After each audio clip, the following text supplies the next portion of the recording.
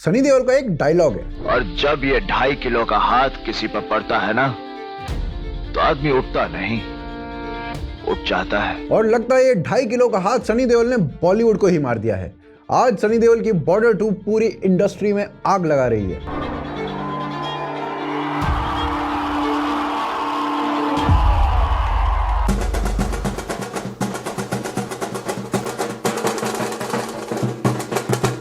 Audience तारीफ करते नहीं थक रही। और आप लोगों के शो में सनी पाजी आए, कैसा फील हो रहा है? बहुत बढ़िया लगा, बहुत अच्छा लगा। सोने पे सुहागा।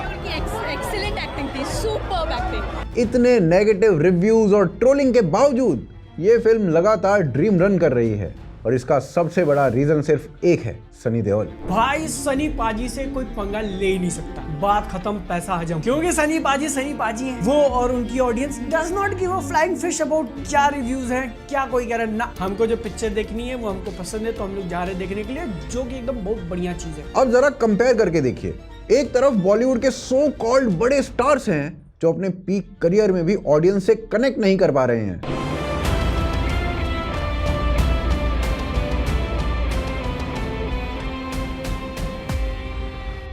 इवन नेशनलिस्ट फिल्म के नाम पर भी वो कुछ ऐसा बना रहे हैं जिसे देखकर ऑडियंस खुद पूछ रही है, अरे भाई साहब थोड़ा तो मूवी में एफर्ट डाल लो।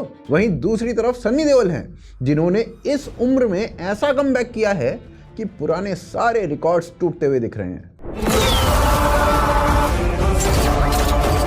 आवाज कहां तक जानी चाहिए? सनी देओल की बॉर्डर 2 बॉक्स ऑफिस पर तगड़ा पैसा कमा रही है। बॉर्डर 2 ने साफ बोल दिया है कि भैया हम अभी रुकने का नाम नहीं लेने वाले, और अगर आप इस मुगालते में जी रहे हैं कि भैया ये तो सिर्फ 4 दिन की चांदनी थी और अब अंधेरी रात होने वाली है, तो यकीन मानिए आपको उस रात का इंतजार अभी और करना पड़ेगा। ये अपने आप में एक बहुत बड़ी बात है, क्योंकि यही सनी देओल जो लेट 90s और अर्ली 2000s में सबसे बड़े सुपरस्टार बन चुके थे, उनको सिस्टमेटिकली बॉलीवुड ने खुद 20 साल तक आइसोलेट करके रखा। और ये बात ना खुद सनी देओल ने बोली थी कि उन्हें खुद समझ में नहीं आ रहा था कि उनके साथ ऐसा क्यों हो रहा है। पर बात वही है ना कि आप कब तक किसी को रोक पाओगे। सनी देओल बॉलीवुड माफिया के सामने झुके नहीं, और ऐसा कमबैक किया कि अभी पूरे इंडिया में केवल उन्हीं की मूवी का क्रेज है। लोग हाथों में तिरंगा लेकर फिल्म का जश्न मनाते हुए नजर आए।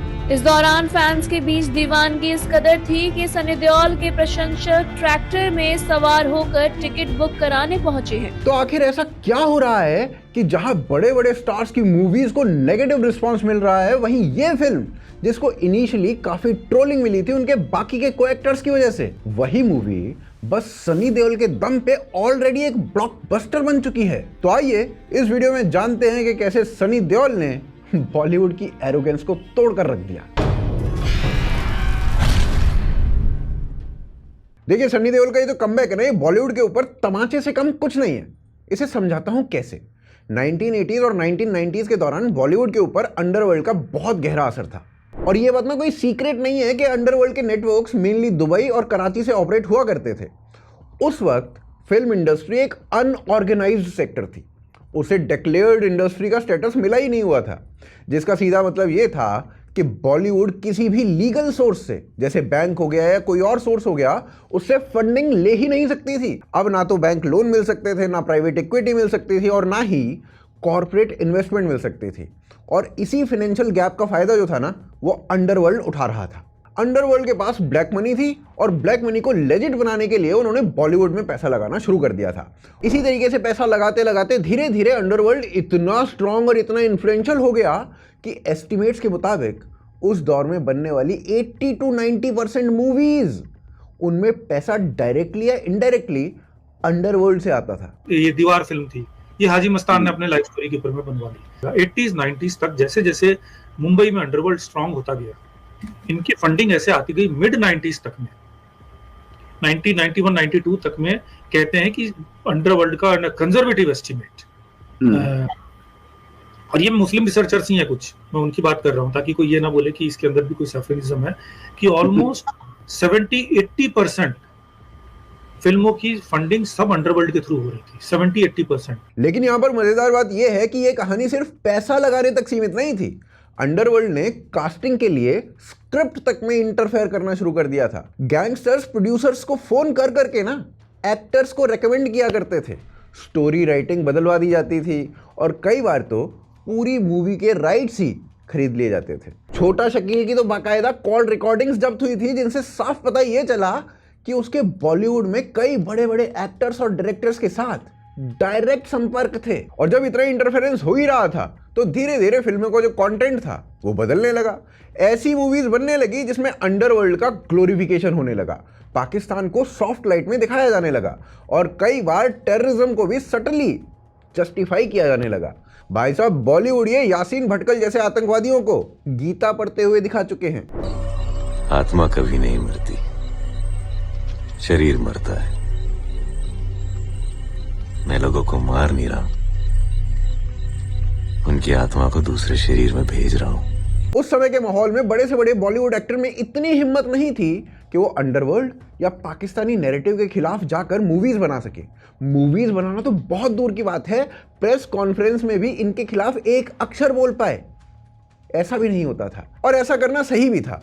आखिर तीनों खान बिना मुंडी के मूवी करते अच्छे थोड़ी लगते। Somebody says you actually have to do this film? Yeah, they would set up a system and they would say you do it. Now, I may not have succumbed to it, but then they shoot you. So sometimes it's nicer to do a film. You mean somebody seriously calls you and says you have to be in one of my films, or I blow your head off? Yeah.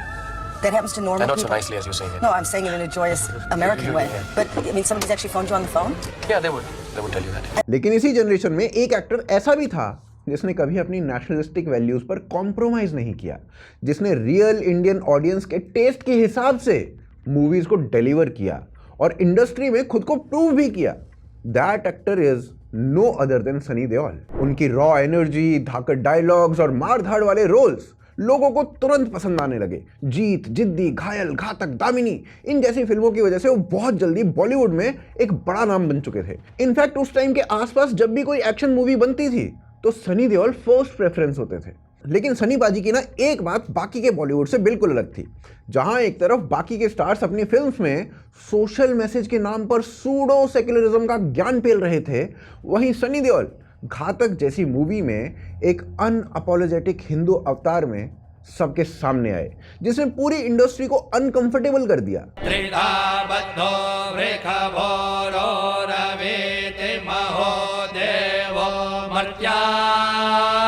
इसके बावजूद सनी देओल ने कभी अपनी values पर compromise नहीं किया।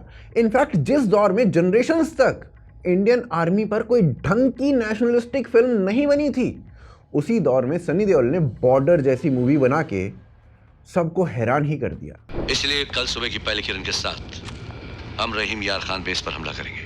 We'll head out at 500 feet AGL and before crossing the border, we'll come down to 200 feet AGL. The runway lies east-west, so we head north.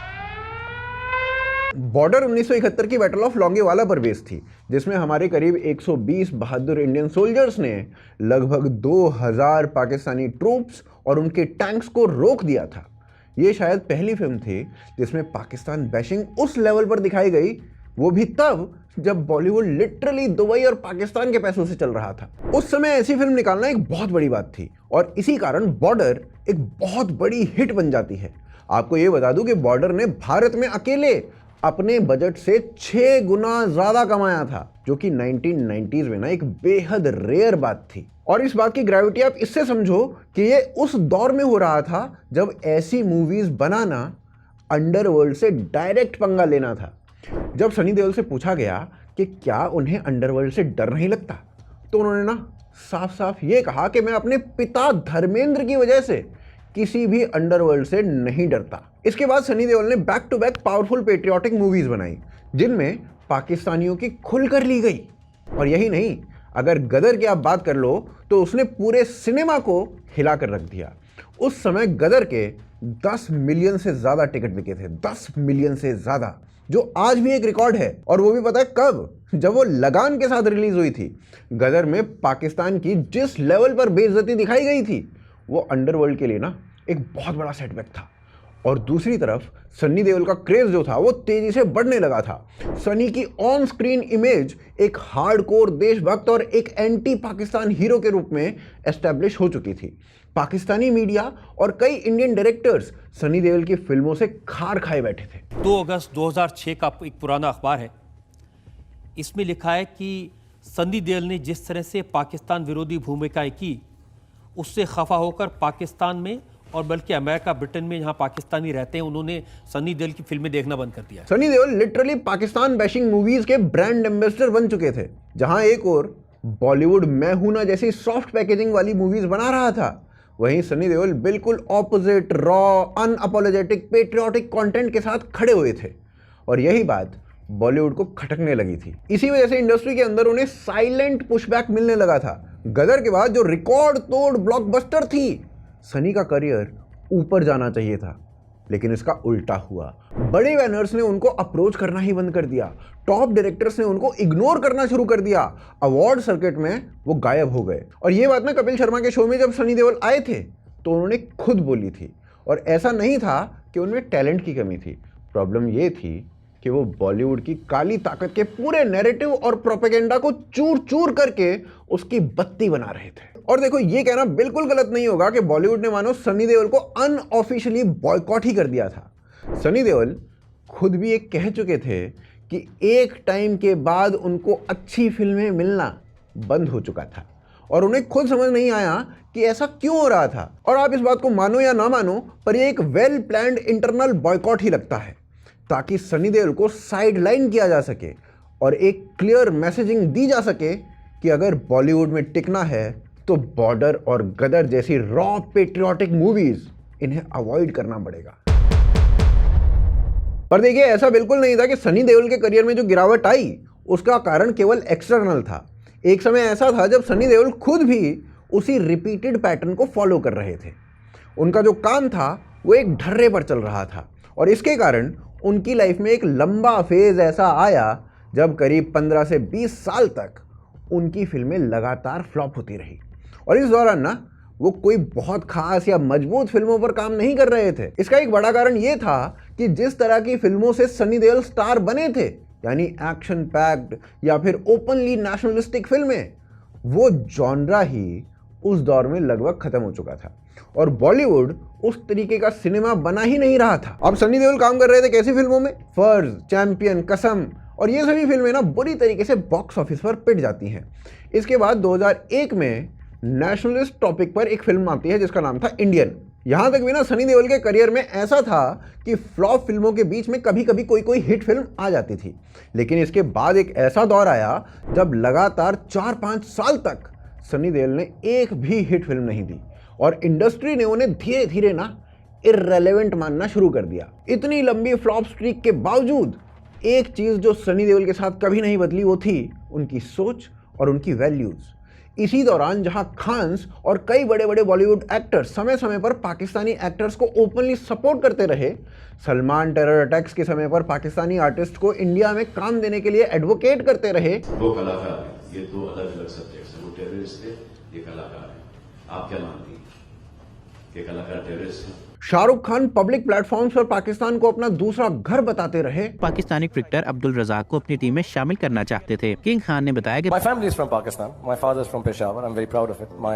I'm from Kissakhani, Lahori di Hatti. और आमिर खान की wife तो यहाँ तक कह चुकी थी कि उन्हें भारत ही सेफ नहीं लगता। लेकिन उस समय भी सनी देओल ने बॉलीवुड सर्कल्स को खुश करने के लिए कभी कोई ऐसी बात नहीं कही जो उनकी वैल्यूज के खिलाफ जाती थी। और इतने सालों के कॉन्टिन्यूअस फ्लॉप के बावजूद सनी पाजी इंडस्ट्री में एक्टिव बने रहे और क्वाइटली काम करते रहे। इन शॉर्ट, सनी देओल का जो करियर है वो इस बात का एक परफेक्ट एग्जाम्पल है कि बॉलीवुड को पर्दे के पीछे से चलाने वाले लोग उनसे कितने इनसिक्योर हो चुके थे। सनी देओल को अपनी नेशनलिस्टिक फिल्मों की कीमत ना 20 साल के आइसोलेशन के रूप में चुकानी पड़ी थी।